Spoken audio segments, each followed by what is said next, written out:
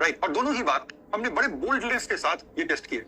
Boldness के साथ मैं क्यों कह रहा हूं, आपको ये समझने की जरूरत होगी। बोल्डनेस के साथ इसलिए कि पॉलिटिकल लीडरशिप ने ये डिसाइड किया कि ये करना है। हमें पता था कि international community will not take it nicely. हमें पता था कि हमने न्यूक्लियर नॉन प्रोलिफरेशन ट्रीटी को एक डिस्क्रिमिनेटरी ट्रीटी बता करके, भेदभावपूर्ण ट्रीटी बता करके, कि जिसने देशों के बीच भेदभाव किया है, ये बता करके हमने न्यूक्लियर नॉन प्रोलिफरेशन ट्रीटी पर साइन करने से मना किया था। तो दुनिया के जो न्यूक्लियर वेपन स्टेट हैं वो इस पर काफी प्रोटेस्ट करेंगे, ये सारी बातें हमें पता थी।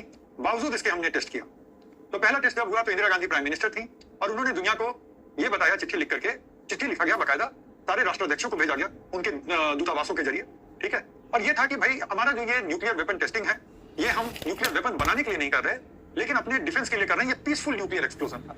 अब पता नहीं वो पीसफुल न्यूक्लियर एक्सप्लोजन कैसे होता है। आप न्यूक्लियर वेपन टेस्ट कर रहे हैं और फिर भी कर रहे हैं पीसफुल, लेकिन उसका एक संदर्भ ये है कि अगर आप देखें तो इंडिया अपनी आजादी के पहले 25 साल में कितनी लड़ाइयां लड़ चुका था, आप जरा उसको काउंट करिए।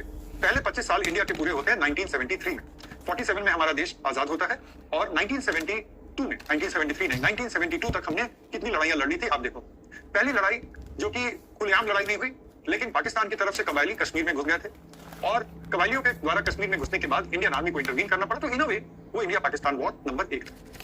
उसके बाद हम देखते हैं कि 1962 में चाइना इंडिया पे अटैक करता है और वो अटैक एक्चुअली हमारे कंट्री के लिए बहुत ही दर्दनाक मेमोरी के रूप में आज भी है। China captured Indian territory, Chinese army entered into Indian territory, सब कुछ हुआ 1962 वॉर में। बाद में चाइना को अपने पोजीशन से पीछे हट गया, वो अलग बात है, लेकिन वो हुआ, वो था 1962 का चाइना। पाकिस्तान को लगा कि India is at a weak point, अभी चाइना की वॉर में इंडिया काफी ह्यूमिलिएट हुआ है, तो क्यों ना हम चांस लें। पाकिस्तान ने 65 में इंडिया पर अटैक किया, राइट। और 65 के अटैक ने इंडिया ने रिटेलिएटरी अटैक किया और इंडिया पाकिस्तान की टेरिटरी में घुस गया। लेकिन आप याद रखिए कि कुछ इंडियन टेरिटरी में पाकिस्तान में था और कुछ पाकिस्तानी टेरिटरी में इंडिया में था, करेक्ट। हम लाहौर के बिल्कुल पास थे, तो इस तरह से था। ताशकंद में शांति वार्ता की पहल हुई, उस शांति वार्ता से हमारे प्रधानमंत्री लाल बहादुर शास्त्री जिंदा वापस नहीं लौटे, राइट। एक ट्रेस हुई। नेहरू के निधन के बाद ऐसा लग रहा था कि एक प्रधानमंत्री है जो सशक्त है, देश को दिशा दे पा रहा है, उनकी असामयिक मृत्यु हो जाती है। इंडिया फूड सिक्योरिटी के मसले से भी जूझ रहा था, इंडिया फूड इंपोर्ट कर रहा था, इकोनॉमी बहुत अच्छे सिचुएशन में नहीं थी और ऊपर से वॉर, ऊपर से प्रधानमंत्री का निधन। फिर 1971 में बांग्लादेश का वॉर होता और उस वॉर में इंडिया की डिसाइसिव विक्ट्री होती है। सेकंड वर्ल्ड वॉर के बाद आज तक, ठीक है, सेकंड वर्ल्ड वॉर कब खत्म हुआ, 1945 में, और आज 2023 है, आज तक एक ही बार किसी कंट्री के आर्मी की यूनिट को सरेंडर कराया गया किसी दूसरे कंट्री के आर्मी के द्वारा, और वो इंडिया ने कराया, पाकिस्तान की आर्मी का सरेंडर, करेक्ट। और इतना ही नहीं, पाकिस्तान को 2 हिस्सों में हमने तोड़ दिया। सेकंड वर्ल्ड वॉर के बाद आज तक युद्ध से किसी देश को 2 हिस्सों में किसी तीसरे देश ने नहीं तोड़ा है। इंडिया ने पाकिस्तान के साथ वो कर दिया।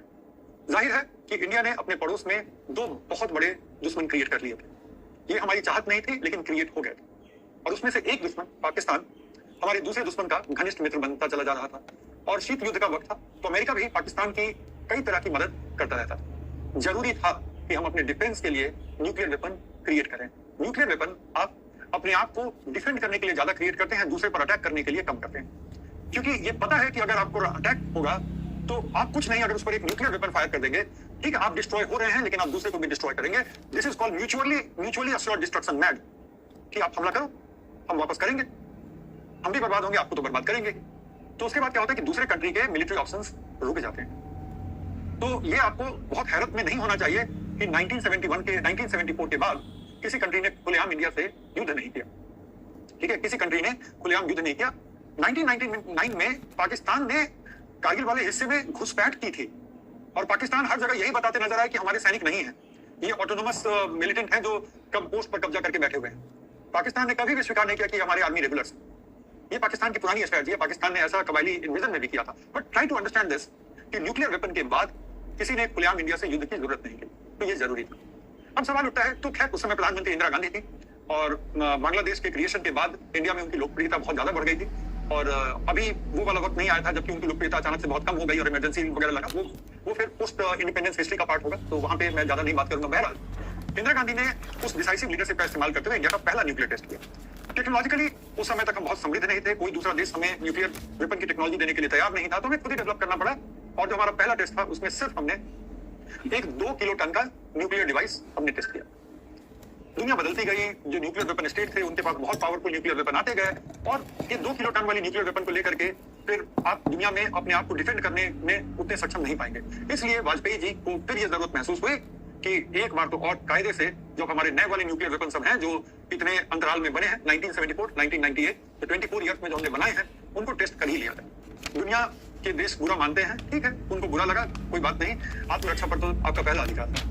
तो वाजपेयी जी ने ये बोल्ड डिसीजन लिया। जॉर्ज फर्नांडिस हमारे रक्षा मंत्री थे, चिट्ठियां तैयार कर ली गई और चिट्ठी में खुलेआम बोला गया कि हमारी उत्तरी सीमा में हमारे एक नेबर हैं जिनसे एक बार लड़ाई हो चुकी है, हमारे कुछ इलाकों पर अभी भी वो अवैध कब्जा जमाए बैठे हैं और हमारे कुछ इलाकों पर वो अवैध दावा भी करते रहते हैं। जॉर्ज फर्नांडिस ने चीन का नाम लिए बगैर सारे इशारे कर दिए, सारे कंट्रीज को चिट्ठी लिख दी गई और चिट्ठी तैयार थी। न्यूक्लियर वेपन टेस्ट किया गया और एक दिन नहीं 2 दिन टेस्ट किया गया और उसमें हाइड्रोजन बॉम्ब भी टेस्ट किया गया, बहुत पावरफुल फ्यूजन डिवाइसेस भी टेस्ट किए गए और उसके बाद वाजपेयी जी ने कहा कि अब हो गया, अब इंडिया एक मैच्योर न्यूक्लियर पावर है और इसके बाद के जो न्यूक्लियर टेस्ट होंगे वो हम सुपर कंप्यूटर पे सिमुलेट कर लेंगे, अब रियल धमाका करने की जरूरत नहीं। धमाका तो हम कर चुके थे। अमेरिका ने आनंद फानंद में इंडिया पे सैंक्शन लगाए। जापान जो आज हमारा बहुत भयंकर मित्र बना पड़ा है, जापान अपनी न्यूक्लियर पीड़ा की वजह से उसने आनंद फानंद पर हम पर सैंक्शन लगाए। ऑस्ट्रेलिया ने हम पर सैंक्शन लगाया।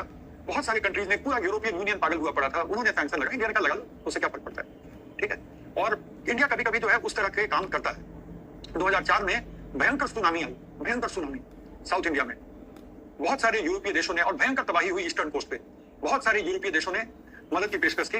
मनमोहन सिंह अभी प्रधानमंत्री बने थे, उन्होंने विनम्रता से कहा कि इंडिया को मदद की जरूरत नहीं है, उल्टा इंडिया श्रीलंका को मदद भेजने की तैयारी में है और हमने मदद के सारे ऑफर को विनम्रता से ठुकरा दिया।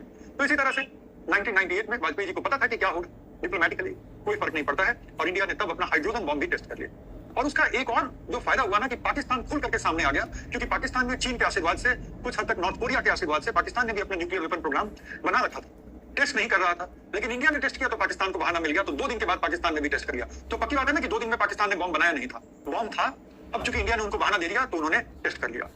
तो ये था हमारा सेकंड पोखरण टेस्ट। पहले वाले का नाम था स्माइलिंग बुद्धा। ये सब साइंटिस्ट लोग प्रपोज करते हैं। तो कहा जाता है कि पोखरण टेस्ट रेंज से फोन किया गया पीएम को, डायरेक्टली पीएम हॉटलाइन पर थी और फोन किया गया और यही कहा गया मैम बुद्धा इज स्माइलिंग, कि वेपन टेस्ट हमारा कामयाब रहा, राइट। और उसके बाद मिशन शक्ति, ये दूसरे वाले मिशन का नाम था, right.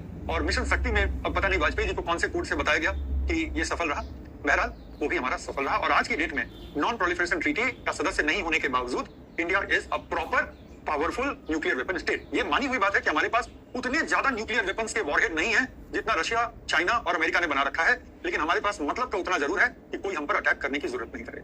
And that is what is needed. कहानी क्लियर?